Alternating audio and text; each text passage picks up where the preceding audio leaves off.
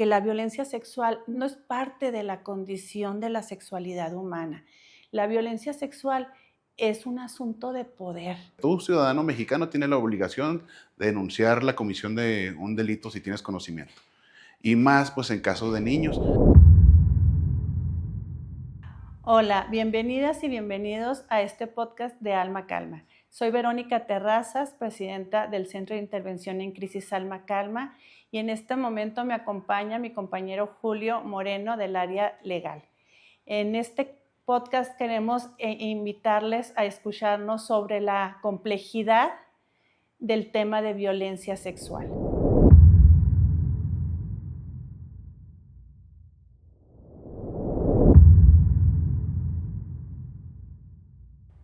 Es necesario conversar sobre la complejidad que trae este tema de violencia sexual, principalmente contra niños, niñas, adolescentes y mujeres en la mayoría de los espacios de nuestra comunidad. Por eso, en esta ocasión, vamos a compartir nuestras experiencias atendiendo desde el Centro de Intervención en Crisis Alma Calma, en el que ya tenemos 15 años trabajando con la atención de este tema y otros más como violencia familiar, y que hemos llegado a tener un programa especializado para la atención de violencia sexual contra niñas, niños y adolescentes, y este año ampliamos nuestra cobertura a atender a mujeres de cualquier edad. Este programa se llama Es mi cuerpo, respétalo, y está basado en la metodología de modelo ecológico para una vida libre de violencia, que se centra en un enfoque psicosocial, atendiendo a las víctimas desde diferentes disciplinas, principalmente desde el área psicológica, desde el área de trabajo social y fundamentalmente desde el área legal. Es por eso que en este momento me acompaña mi compañero Julio Moreno, que se encarga del área legal de este programa y que cuenta ya con mucha experiencia atendiendo estos casos y llevando este enfoque con el apoyo de las otras disciplinas. Bienvenido, Julio. Gracias, Vero. Sí, pues como comentas, nosotros como área legal nos apoyamos mucho de otras disciplinas. El modelo de este proyecto, pues, es un modelo interdisciplinario, es decir, tenemos área de trabajo social, de psicología y el área legal. Y pues todo va de la mano, desde el momento en que llega una víctima, la manera en que se le recibe. Primero, no se le juzga a nadie, siempre les vamos a creer. Entonces, llegando a la asociación, las víctimas, pues les pedimos nos den a conocer su caso. ¿Cómo lo hacemos para no revictimizarlas? Hacemos un círculo donde ellas se sientan seguras, o niños, niñas, adolescentes, porque atendemos a toda esa población. En el círculo, pues estas personas se sienten seguras y nos platican a todos los miembros del equipo interdisciplinario los hechos de los cuales fueron víctimas.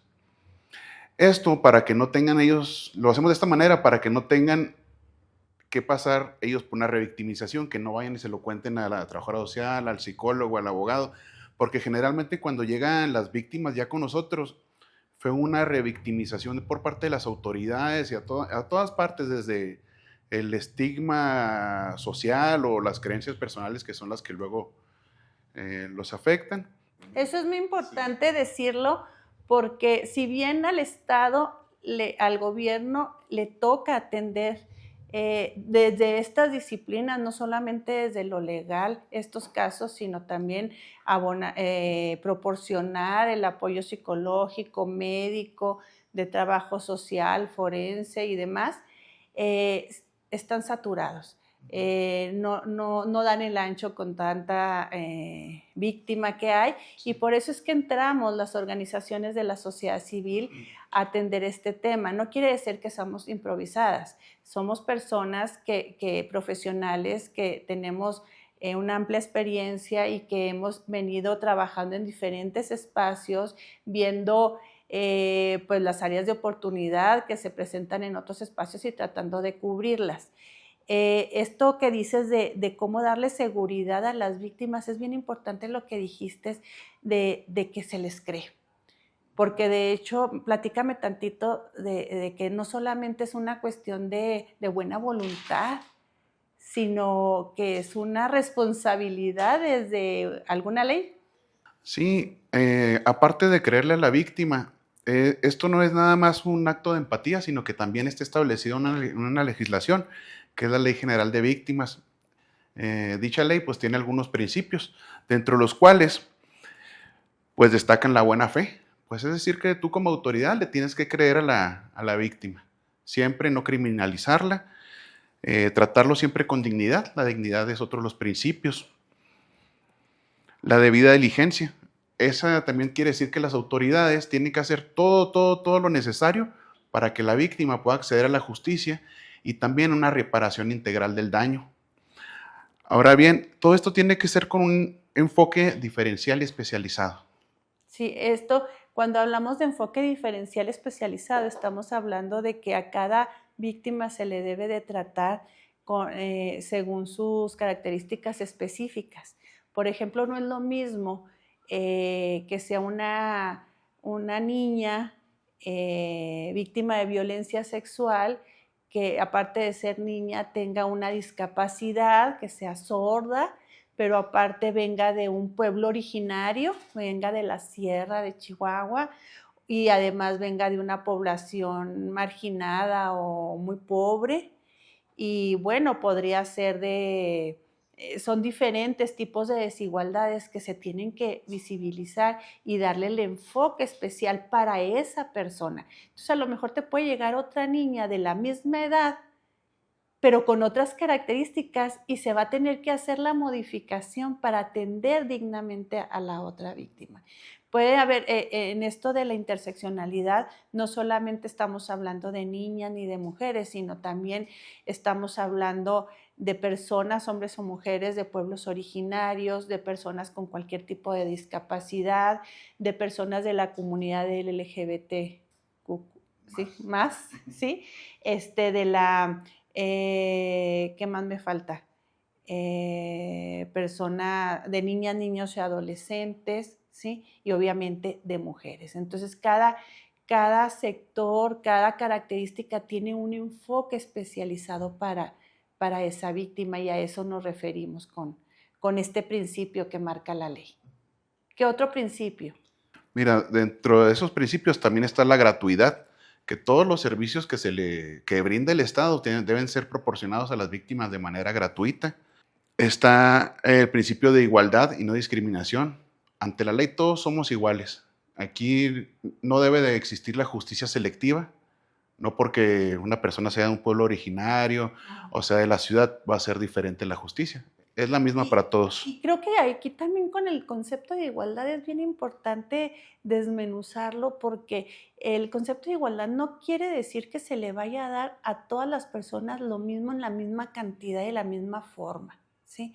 O sea, de igualdad es, o sea, que cualquier persona tenga la misma oportunidad de llegar a recibir esta atención.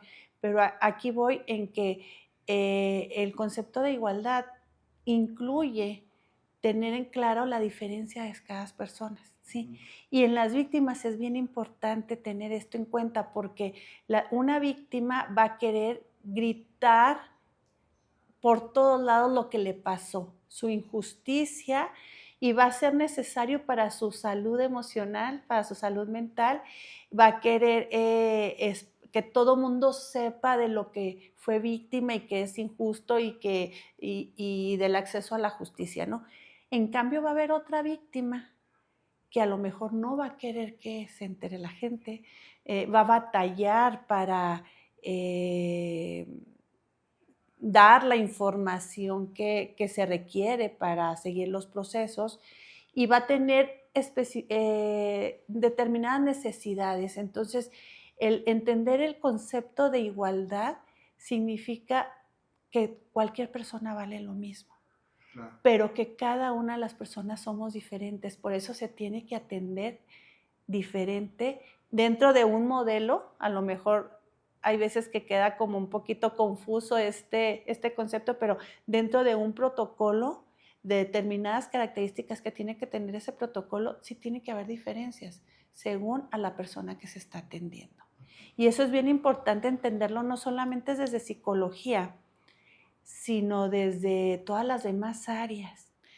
La violencia sexual abarca situaciones desde acoso verbal hasta la penetración forzada. Por tanto, es importantísimo tener en claro que la violencia sexual no es parte de la condición de la sexualidad humana. La violencia sexual es un asunto de poder. Por tanto, tenemos que tener muy claro esta visión para entender que pueden ser desde diferentes categorías, ¿sí? Y que algunas son más difíciles de comprobar precisamente porque están muy naturalizadas en esta sociedad, y la importancia de alcanzar a ver el consentimiento. El tema del consentimiento es un tema fundamental a analizar dentro de estas características, porque también se da lo que es el consentimiento viciado, ¿no? Que es, por ejemplo, cuando menores de edad, niñas, adolescentes dan un consentimiento, bueno, pues no se puede tomar de la misma manera como si una persona adulta diera un consentimiento. Y un consentimiento es decir casi explícitamente sí quiero, ¿sí? Porque también dentro de las personas adultas se puede establecer un consentimiento viciado. Sí, pero ahorita que platicabas respecto de cómo es que reaccionan las víctimas, comentabas que algunas de las víctimas pues quieren gritar lo que les pasó, y en cambio otras pues lo que quieren es, pues, tal vez por sus creencias, tal vez por temor a la familia o lo que pudieran pensar de ellas, se lo guardan. Y entonces en Alma Calma lo que hacemos en este proyecto que es Mi Cuerpo Respétalo, pues los atendemos de una manera interdisciplinaria. Cuando suceden este tipo de situaciones en que la víctima no puede, digamos, hacer la revelación de una manera muy fluida, pues se trabaja tanto en el área de trabajo social, detectando las necesidades, como en el área psicológica, porque conforme va pasando el tiempo y van recibiendo sus terapias, esto es muy benéfico para ellas, porque en muchas ocasiones ha sucedido que si no tenían bien claro el hecho victimizante derivado de la terapia con las técnicas que utilizan las psicólogas, pues se les va refrescando la memoria, y esto nos sirve también para el área legal, para el momento de presentar una denuncia o hacer una ampliación de la denuncia, tener más claro los hechos. Muchas veces las víctimas se ubican, a veces no por fechas, sino más bien de que hacía calor, hacía frío, fue mi cumpleaños. Y sobre todo esto sirve mucho con los niños, niñas, adolescentes, que es lo que principalmente atendíamos el año pasado. A partir de este año también atendemos a mujeres mayores de edad, víctimas de violencia sexual. Y pues la violencia sexual es algo muy amplio, no nada más es una violación, pues lo que quiere decir una penetración, ¿no? Sino es que desde un acoso sexual, es decir, que le insistan a una persona en que tengan relaciones sexuales, inclusive puede ser hasta, también un tipo de violencia sexual es la trata de personas, que sustraigan a las mujeres, niñas, adolescentes, o mujeres mayores de edad con la finalidad de explotarlas sexualmente. Así es, y que la trata de personas ya es un delito mucho más complejo porque abarca varios delitos más específicos, ¿no? Como la captura, como el traslado, como pues la tortura y la mentira, bueno, diferentes situaciones. Pero algo que dijiste es bien importante, es que toda víctima puede no acordarse de muchos datos, pero también, aun y cuando se acuerden, puede haber situaciones por las que no se atreven a decirlo. Por ejemplo, se sabe que no hay una cifra muy estandarizada de cuántos casos de violencia sexual hay, y esto porque parece un iceberg. Se tienen investigaciones principalmente desde sociedad civil o desde academia, contando con datos de diferentes fuentes que hablan que más o menos el 5% de las personas víctimas son las que lo dicen a la policía, por ejemplo. Y eso no necesariamente el 5% va a ir a denunciar. Pero también hablamos de que se puede dar con personas adultas o, como les digo, menores de edad, que hay muchos temores para dar la revelación, para dar información. ¿Por qué? Porque hay gente que cree, tiene temor a que no les crean, y muchas veces pasa así, que ni siquiera dentro de la familia, ni siquiera mamá o papá o hermano les creen lo que pasaron, y reitero, se da mucho en menores de edad, pero también con las personas adultas. Pero también hay temor a ser criminalizadas, o sea, a que les echen la culpa de por qué fueron violentadas sexualmente. O también hay temor, y lo digo entre comillas, de destruir una familia, ¿sí? De que en el momento en que puedo decir, es que mi papá es el que me violentó, o el novio de mi mamá, o mi tío, no solamente va a ser la situación de que yo me anime y tenga la fortaleza de decir que fui víctima de violencia sexual, sino que me doy cuenta que eso va a desencadenar más violencias, va a desencadenar que se peleen dentro de la familia, que a lo mejor las corran de la casa, que la mamá se tenga que divorciar, o que vivan en casa del tío, ¿sí? Entonces son muchas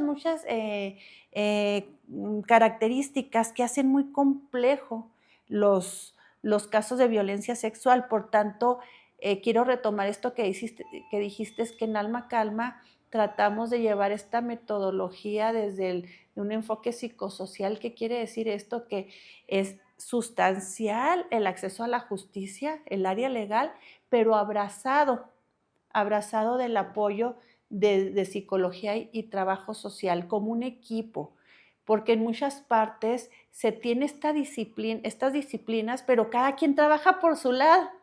O sea, la abogada o el abogado no le cuenta, no tiene un momento donde le transmite información a la psicóloga o a la trabajadora social. Por tanto, cada quien hace su plan de atención, cada quien le da el seguimiento como puede, y eso no es un trabajo interdisciplinario, y mucho menos de un enfoque psicosocial. Y eso es lo que tratamos de retomar en Alma Calma. Platícanos cómo llega una usuaria o usuario menor de edad, o usuarias mayor o menor de edad que llegan a Alma Calma solicitando el apoyo. Bueno, cuando llega una víctima a Alma Calma, pues lo primero que hacemos es, como equipo, coordinarnos. Le damos una cita a esta persona, lo llamamos un nuevo ingreso. Y de esta manera podemos estar todas las áreas, el equipo interdisciplinario, pues hacemos un espacio para que no haya ninguna persona más en la oficina, en el centro de intervención a crisis, para que la víctima tenga su privacidad y sea nada más el equipo quien escuche, su relato de su agresión, ¿verdad? Del delito que se cometió en su perjuicio. Eso es bien interesante porque regularmente te dan primero citas para trabajo social, psicología y demás. Entonces, en Alma Calma tratamos de que se haga una agenda, se haga una cita, se le explica a la usuaria o al usuario quién va a estar presente y cuál es la metodología de trabajo, que es que en una sola entrevista hable de manera libre, fluida. Y algo que tú comentaste ahorita, el cómo podemos no revictimizar a alguien, es dejar que hable fluidamente. Por ejemplo, desde las escuelas o a quien le toque escuchar una revelación, es no preguntar, voy a decir cosas que no se deben de hacer. ¿Y qué te hizo? ¿Y te tocó aquí o te tocó acá? ¿O en dónde fue? ¿Sí? O sea, hay que dejar que la víctima fluya. Hay que dejar primeramente que la víctima lo diga de la manera en que pueda, y se puede decir, bueno, pues, ¿quieres agregar algo más? Ya al final podemos decir, ¿recuerdas dónde estabas? o recuerdas la fecha, quién estaba presente y demás, pero hay que tratar de que sea una plática fluida y en este momento los demás, o sea, el equipo, cada quien va a agarrar la información según su área que necesite y así se forma un expediente único donde van a hacer un plan multidisciplinario. O sea, entre todos se van a dar cuenta, bueno, en legal se tiene que hacer esto y esto y esto, en psicología se tiene que hacer esto y esto, y en trabajo social se tiene que hacer esto y esto y esto. Pero todas las personas involucradas en el caso saben qué es lo que se tiene que hacer, no solamente de mi área, sino de las otras áreas. ¿Tú me pudieras comentar acerca desde el área legal, principalmente, cómo van haciendo su plan de trabajo? Pues bueno, ya sabiendo las necesidades o sí, pues las necesidades de la situación de cada víctima que ingresa, pues nos apoyamos, vaya, con las otras áreas para tener la información concreta y que nos sirva para poder realizar tal vez primero el acompañamiento a que presenten su denuncia y de ahí pues comenzar el proceso de la investigación con el Ministerio Público, viendo de qué manera podemos aportar más elementos para que se pueda realizar para que no se quede impune el delito, sino pues para que se le haga justicia a las víctimas.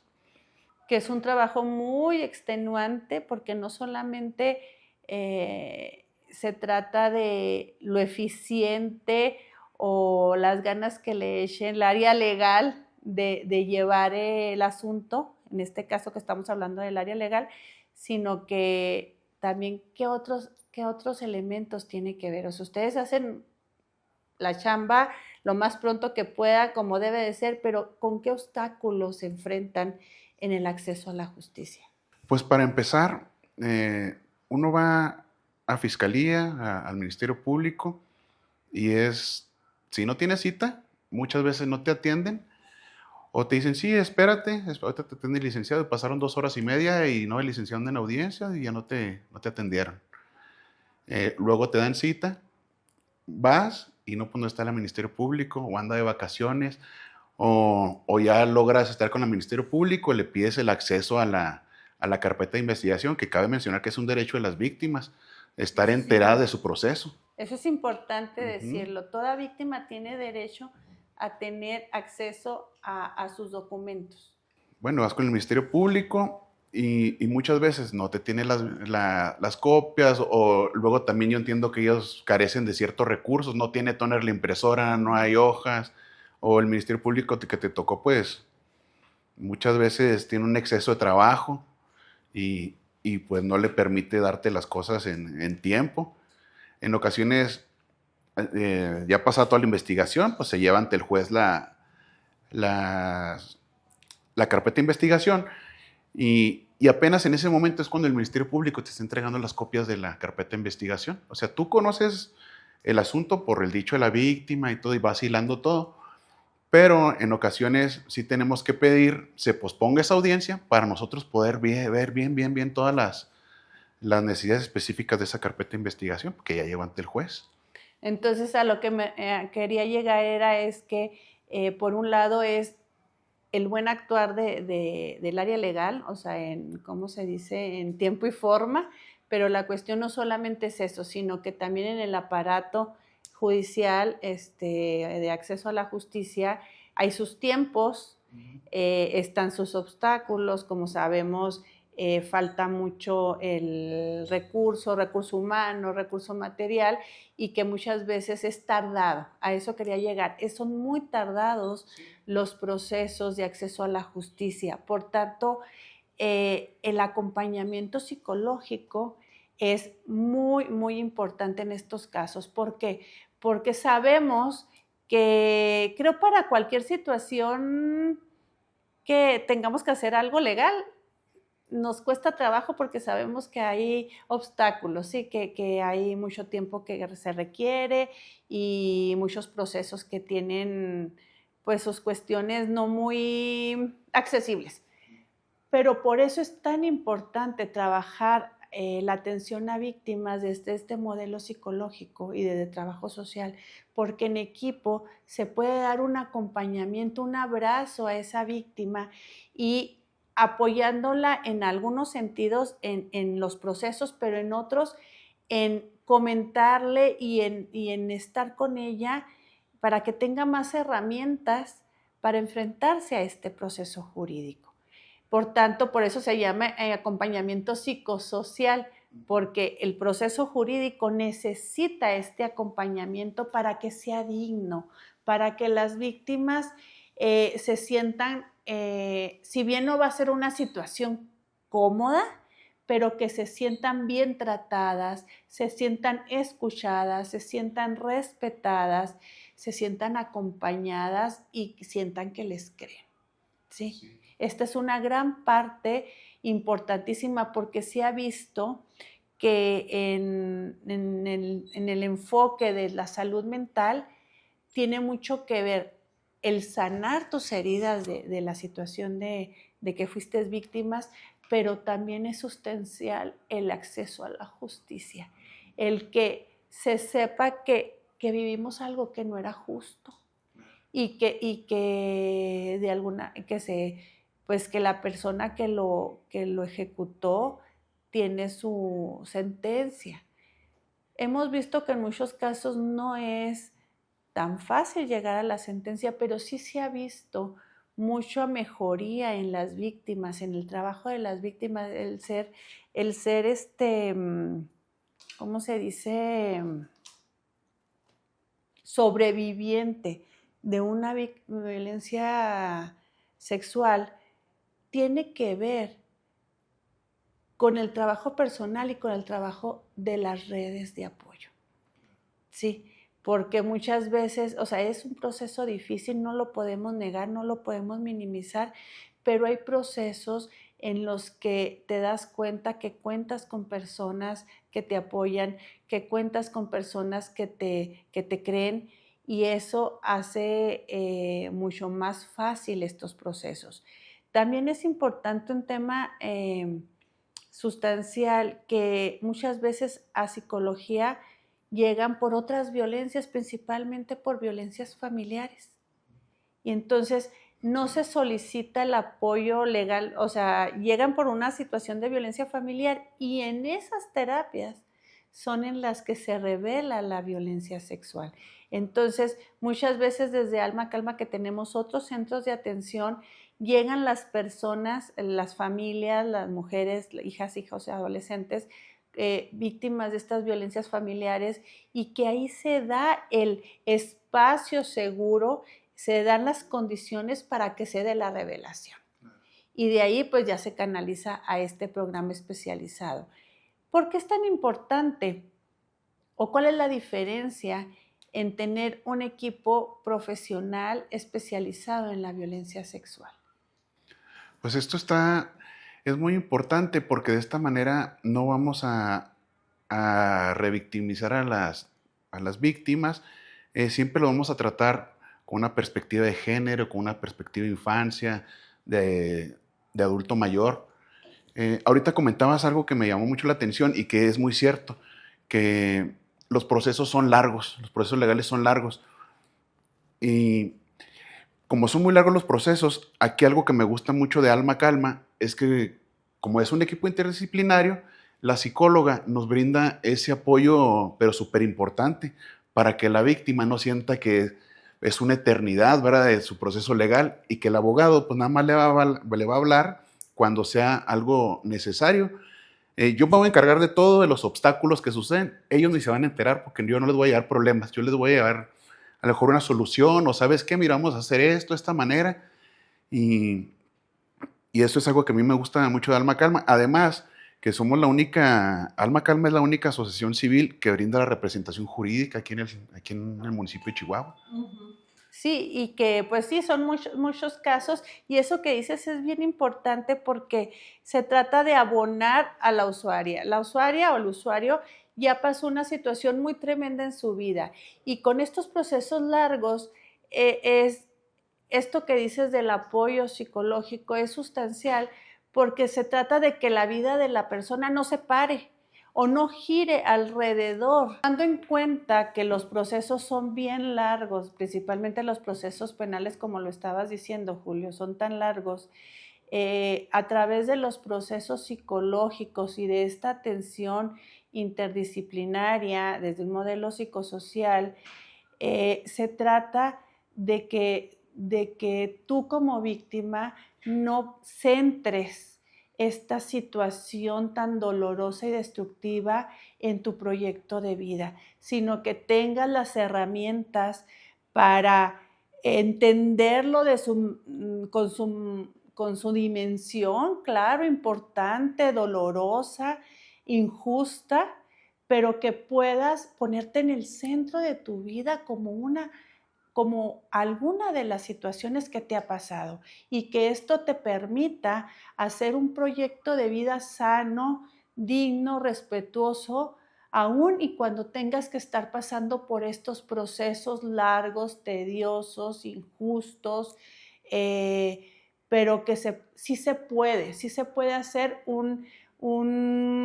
una recuperación de tu persona, se puede hacer una recuperación de tu cuerpo, una recuperación de tus sueños, de tus expectativas, de tus anhelos, aún y cuando tengamos muy claro las huellas y las heridas que puede dejar la violencia sexual.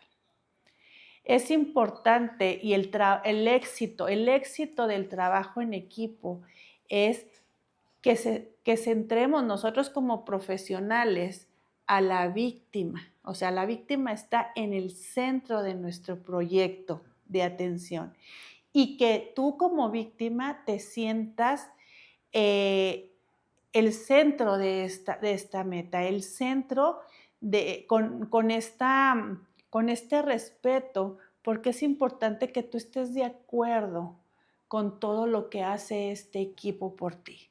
Es importante que sea en el tiempo en el que tú te sientas que puedes hacerlo. Aquí hay una diferencia sustancial y que muchas veces con el área legal se complica un poco, un mucho. ¿Por qué? Porque tenemos que tener muy claro que la violencia sexual en niñas, niños y adolescentes se tiene sí que denunciar. Y a todo mundo le toca creerle a quien le hace una revelación, no solamente a los especialistas como nosotros que nos dedicamos a este tema, sino a la persona, a cualquier persona adulta, a la señora de la tiendita, a la maestra, al portero de la escuela, al vecino o vecina, obviamente mamás, papás, docentes y obviamente a servidores y servidores públicos, pero a todos nos toca creerles a los niños, niñas y adolescentes y hacer efectiva esa denuncia. O sea, si el representante legal de la niña o el niño no denuncia, nos toca denunciar. Ahí sí me gustaría entrar en ese tema tantito, Julio, porque es diferente y creo que hay que hacer la pausa en esto cuando son niños, niñas y adolescentes que cuando son mujeres adultas. Las mujeres adultas tienen el derecho a no denunciar. ¿Sí? O sea, tienen el derecho a decidir cuándo lo van a hacer. Porque quiero darte la palabra en este sentido de la obligación de la denuncia de niños y niñas adolescentes, pero también hay una pregunta que se hace, casi todo el mundo la hace desgraciadamente, que es, ¿y por qué no dijiste antes? Y esto te lo dice mamá, papá, hermanito, prima, la maestra, pero también lo dicen las y los servidores públicos. Y esta pregunta es bien dañina, es irrelevante. ¿Por qué? Porque la víctima denuncia cuando puede. No puede denunciar cuando no puede. ¿Sí? O sea, la víctima denuncia cuando puede. ¿Por qué no dijiste antes? Porque no podía. Exactamente, que se siente amenazada, asustada, que no le van a creer. Ahora, esto que comentas de que pues efectivamente una mujer mayor de edad puede decidir denunciar o no, o denunciar ya cuando ella se sienta lista, cuando sea su tiempo. En el caso de los niños, pues ellos te lo van a expresar, entonces nosotros tenemos la obligación de creerles y como institución o como asociación civil o inclusive cualquier persona tiene la obligación de denunciarlo. Está hasta inclusive en la Constitución que tú tienes la obligación, tú ciudadano mexicano tienes la obligación de denunciar la comisión de un delito si tienes conocimiento. Y más pues en casos de niños. Ahora, respecto de lo que comentas de lo que le dicen a las víctimas de que por qué no lo dijiste antes, vaya, porque carecen de mucha perspectiva de género, carecen de conocimientos en atención a víctimas, cosa que en Alma Calma sí lo tiene. Aquí nunca les vamos a decir que por qué no lo dijo antes. Y siempre van a estar acompañados durante todo el proceso. Se ha dado el caso que luego llegan las víctimas en su proceso legal hasta la etapa de juicio.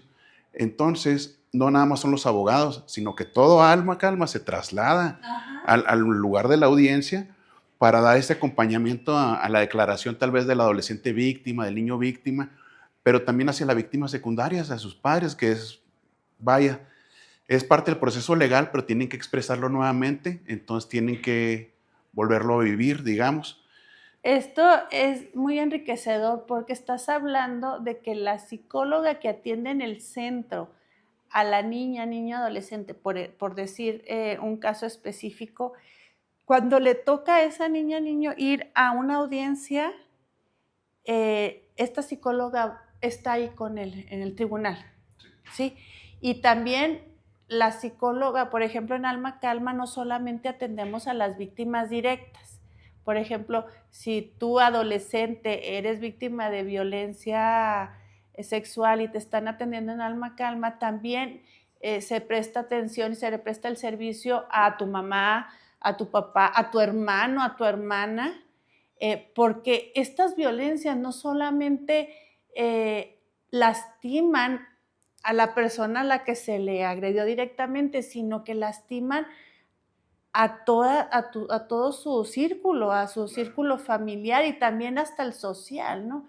Y también es bien importante la perspectiva que tenga la familia sobre esta violencia sexual en el éxito de la recuperación de la víctima. Voy a decir algo que a lo mejor no está como políticamente correcto, creo yo, pero la cuestión es que si la familia cree que su hija o su hijo que fue víctima de violencia sexual ya se le fastidió la vida, ya es algo que no va a poder superar, muchas veces es así, ¿sí? Claro. Y aquí se ve la diferencia. Si la familia entiende que son situaciones, claro que sí, injustas, claro que sí, que dan mucho coraje y que tenemos que trabajar esas emociones, pero que la víctima es más que eso, que la víctima es un ser humano y que la víctima puede realizar su proyecto de vida sanamente, aún y con un dolor o con un trauma que se puede ir trabajando. Eso hace muy diferente como el manejo o la facilidad con la que la persona sale de este proceso. No sé si me voy explicando. Sí, pues de hecho de lo que comentas, o sea, que haya recaído sobre una persona el delito, se va a superar siempre con las herramientas que te va a brindar la psicóloga mediante su terapia. Entonces te va a dar las herramientas para que vayas superando ese hecho, ¿verdad?, que tanto dolor te causó. Y además, pues no solo es para ti, es un trabajo en equipo. Ahora el equipo va a ser la familia, va a ser todo tu círculo en el que trabajando en conjuntos, pues esto va a quedar en el pasado y vas a poder hacer tu vida pues de la mejor manera. Esto no suspende tu proyecto de vida. Así es, porque también hemos tenido muchos casos donde lastimosamente por ejemplo, varios casos han sido identificados en escuelas.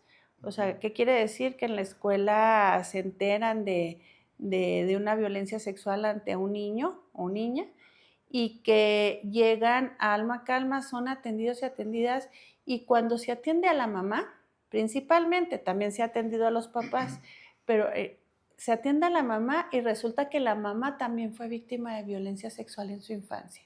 Entonces, aquí la cuestión, a lo mejor muchas veces por eso no alcanzaba a ver determinadas situaciones. Hay dos emociones que se tienen que trabajar mucho, no solamente con la víctima directa, sino con su red de apoyo, es la emoción de la culpa y la vergüenza. O sea, porque estas dos sensaciones, estas dos emociones son, o sea, muy recurrentes, muy, muy recurrentes en cualquier tipo de víctimas de violencia, más en las violencias sexuales. Y esto es lo que es el primer obstáculo, ¿sí? Es lo primero que se tiene que desmenuzar. ¿Por qué culpa?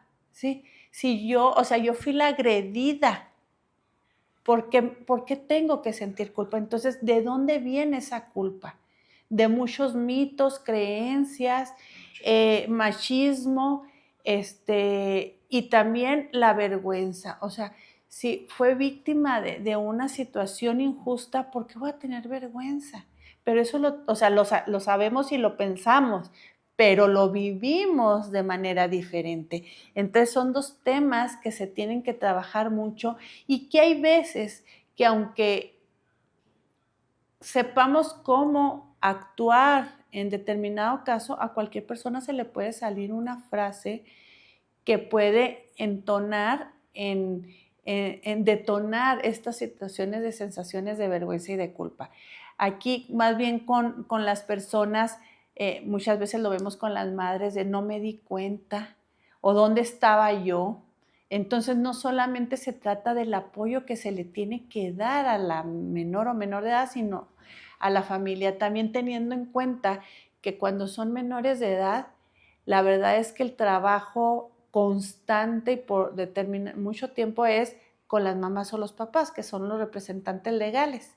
Sí, claro que los niños y las niñas pues tienen que intervenir con un peritaje, con una audiencia o determinada situación, pero mamá y papá tienen que hacer, o más bien el representante legal de la niña y adolescente tiene que ser tratado también emocionalmente. ¿Por qué? Porque muchas veces desisten de los procesos. Sí. ¿Qué me puedes hablar de qué pasa con estos casos donde se mete la denuncia y ya después ya no le quieren seguir?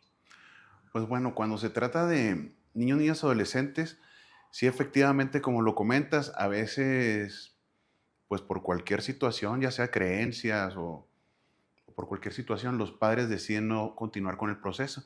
Sin embargo, como son delitos cometidos contra niños, niñas, adolescentes, son delitos que van a continuar de oficio. A lo mejor los papás lo que van a hacer para que no continúe es que si el Ministerio Público les solicita que lleven al menor tal vez por una prueba pericial, van a poner trabas o pretextos para no llevarlo. Pero pues el Ministerio Público tiene la facultad de hacerlos llevar, ¿no? Dando aviso al DIF para que le asignen una persona de su confianza para que los acompañe durante estos procesos. Entonces, esa sería la manera de, digamos, pues de solucionar esa situación en la que los padres luego quieren desistir de los asuntos. Así es. Y cuando son adultas también, también se da el desistir porque, como decías tú, los procesos son tan largos que a lo mejor la víctima desde el área psicológica ya se siente mejor y ya quiere dar vuelta a la página. Sí. Y quiere cambiarse a lo mejor de trabajo o quiere hacer modificaciones en su vida, en su proyecto de vida, y que el proceso penal la tiene ahí como atorada en los tiempos. Entonces, en algunas ocasiones por eso se desiste. Pero aquí la cuestión es que sabemos que hay obstáculos, pero es muy importante que se concluya con el proceso. ¿Por qué? Porque esto no solamente nos sirve a cada una de las personas víctimas, sino también a esta sociedad, a el que no se queden los procesos intermedios que se deberían de llevar de oficio, ¿sí? Sí. pero sabemos que con la cantidad de casos, si las víctimas no están detrás del caso, no se da, no podemos hacer un cambio social. Creo que es bien importante también tomar en cuenta que para atender este caso de la violencia sexual es tan complejo por las creencias, mitos y tabús que hay acerca del tema. Muchas veces no se habla de este tema, aunque sabemos que pasa. En la mayoría de las familias, desgraciadamente, se ha dado algún tipo de situación. Acuérdense que estamos hablando desde una situación de acoso verbal hasta una violación. Puede haber muchas manifestaciones, pero es algo que no se quiere hablar y que también se criminaliza mucho. Hemos visto, por ejemplo, varias campañas últimamente sobre, bueno, no últimamente, pero últimamente las he visto yo, pero siempre han existido, de criminalizar a las mujeres, por ejemplo, que andaban en una fiesta, que andaban borrachas o que se fueron con un chavo que les gustó y que son víctimas de violencia sexual. ¿Qué me puedes decir tú al respecto, desde lo legal? Vaya, para empezar, esa no sería un motivo de culpa hacia ellas. Ellas están resintiendo el delito. Si ellas no dieron su consentimiento para una relación sexual, con eso basta. A nosotros no nos importa si se fue a una fiesta, si le gustó el muchacho, lo que sea, eso no importa. Aquí lo que vamos a ver es el delito que recayó sobre ella y es sobre lo que vamos a ayudarla a recuperarse. Ahorita mencionabas algo que me llamó la atención en relación a que tú como víctima quieres cerrar el proceso porque ya con tu terapia psicológica pues vas muy avanzada y el proceso legal es lo que te tiene como detenida. Aquí en Alma Calma, dentro de este proyecto, lo que hemos hecho es siempre informar muy bien a las víctimas de qué manera se puede concluir tu proceso. Es decir, no todos los procesos tienen que ir hasta un juicio, sino que existen maneras en las que se terminan. Puede ser un acuerdo reparatorio. Esto se da sobre todo en casos donde los agresores son menores de edad. O cuando son adultos existe lo que se llama el juicio abreviado, que este juicio básicamente es de que el agresor reconoce lo que él hizo. Ya reconoció. Ajá, él ya reconoció lo que hizo y bueno, la ley le va a otorgar un beneficio. Pero aquí lo importante es el cierre que le da a la víctima, porque muchas de ellas, y me ha tocado verla con varias de nuestras usuarias, de que esto es lo que querían. No decía mentiras, ven, yo decía la verdad, lo está reconociendo. Y ese es el cierre que le dan ellas y es lo que...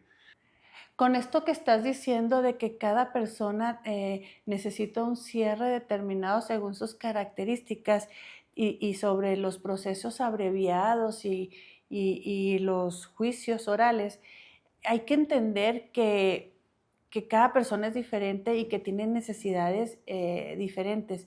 Por tanto, no es que la mejor opción sea para todos los casos el juicio oral o los abreviados. Por eso existen ambos, ¿sí? Y aquí la clave sería que todo fuera porque la víctima está de acuerdo con determinado procedimiento, ¿sí? O sea, aquí la clave central es que si se toma la opción de un proceso abreviado es porque la víctima está de acuerdo, es lo que quiere. Con eso le subsanan este acceso a la justicia. Si no es así, pues a lo mejor la otra opción sería el juicio oral o viceversa, porque cada persona tiene características muy específicas y que hay personas que, como lo dijiste tú, solamente necesitaban que la persona agresora reconociera su acto y hubiera, algo jurídico, ¿no? Y hay otras personas que sí quieren otra cosa. Cualquiera de las dos son válidas, pero siempre y cuando quien tome la decisión, o sea, el visto bueno siempre esté dado por la víctima. Claro. O por la representante legal. Por la representante, sí. Muchas veces víctimas. Eso lo hacen en aras de no revictimizar niños, niñas, adolescentes. Exactamente. Y sí, esa decisión que toman las víctimas o los padres, madre de la víctima, siempre está muy bien informada por parte de Alma Calma, ya que lo hacemos de manera interdisciplinaria también, tanto psicóloga como abogado, trabajadora social. Estamos pues ayudándole a ver su situación en particular. ¿Y de qué resultados, o sea, qué resultados hemos tenido en Alma Calma? Coméntanos algunos. Mira, yo tengo un asunto muy presente en el cual una niña es víctima de violencia sexual por parte de su padrastro. Violencia sexual y violencia familiar. Este asunto se da en cuenta en la escuela, activan el protocolo, se entera la autoridad. Entonces, pues la niña señala a su padrastro como agresor. Para esto, pues se lleva la carpeta de investigación, pues todo el proceso de investigación hasta que se logra judicializar. Llegando esta carpeta a la primera audiencia con el juez, el abogado defensor presenta a la mamá de la niña para que declare, para desvirtuar lo que dijo la niña, En contra de la versión de la niña. Exactamente. Entonces, esta persona pues manifiesta pues una serie de situaciones de la niña, pretendiendo restarle credibilidad a su dicho, cosa que el juez lo tomó como válido, como cierto. Inclusive al momento de resolver en esa audiencia, él dijo que los máximos de la experiencia le decían que la niña estaba mintiendo, así literalmente, o sea, cero perspectiva de género de infancia, y situación con la que pues el equipo legal de Alma Calma no estuvimos de acuerdo y apelamos esa decisión. Entonces, y al revisarlo el magistrado, que es el superior jerárquico del juez, nos da la razón. Nos dice que a ese juez le faltó mucha perspectiva de género y perspectiva de infancia. Entonces, ese es pues un caso que lo vemos como un éxito porque se defendió a la víctima. Exactamente, le dimos esa voz a la niña, la hicimos ser escuchada. Entonces, eso es algo que nos llena de felicidad, ¿verdad? ¿Ese proceso ya terminó? Ese proceso aún sigue en trámite, okay. pero va caminando. Ok, entonces no solamente se quedan con empujar el proceso o ser coadyuvante del Ministerio Público, sino que aplican algunas medidas, ¿cómo se llaman? Recursos. Cuando ven que ha habido falta de elementos sustanciales como es la perspectiva de género, el enfoque de niñez, el identificar el desarrollo psicosocial de las niñas, niños y adolescentes que no se expresan de la misma manera claro. que los adultos, ¿no? ¿Y qué otro caso? Tuvimos también este año un caso en el cual un adolescente, al momento de los hechos ella era una niña, tenía alrededor de 7 años y fue agredida por su padrastro. Esta niña acude durante el proceso legal, declara, de hecho la preparó psicología con abogados, le explicamos cuáles serían los escenarios que pudieran darse ahí en su declaración. Entonces, culmina este juicio, termina dentro de la reparación integral del daño que solicitamos siempre, viene un rubro que es el daño moral. El juez tuvo el criterio o tiene el criterio de que el daño moral es la percepción que tienen las demás personas acerca de mí. Entonces, tomando en consideración eso, el juez condena a 17 años de prisión. Esto era por 6 hechos, al menos que recordaba la adolescente ahora. Mínimo 6 hechos. Mínimo 6 hechos. Que cumplían con todas las características. Sí, pudo haber otro. Sí, no, y la agravante, porque era una persona de confianza la que tenía que cuidar de ella. Condena a esos 17 años, situación que nos pareció muy injusta, y también decidimos apelar a esa resolución del juez, y el magistrado pues nos da la razón nuevamente y lo condena a 41 años de prisión. Más del no. Pues casi el Sí, doble. casi el doble. Ajá, inclusive con esta niña hubo una situación de que derivado de todo el proceso legal, ella intentó quitarse la vida. Esas son las consecuencias de la violencia Sí. sexual. Ujú. Sí, Ok.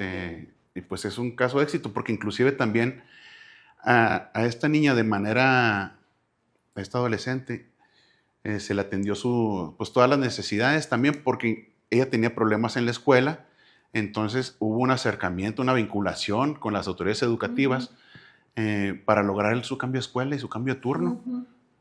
Estos son algunos de los casos de éxito que hemos tenido la oportunidad de atender. Nos gustaría comentar con ustedes acerca de la categoría tan amplia que se establece sobre la violencia sexual, que puede ser las violencias sexuales que viven niñas, niños y adolescentes, pero también las violencias que se viven dentro del matrimonio, con la pareja, iniciaciones sexuales forzadas, o también las violencias sexuales por desconocidos, o en diferentes ámbitos, por ejemplo, lo que es el tema o la especificación del acoso, abuso, hostigamiento o violencia sexual dentro de los espacios escolares o de trabajo, y también entre otras tantas que nos gustaría compartir con ustedes en otro capítulo.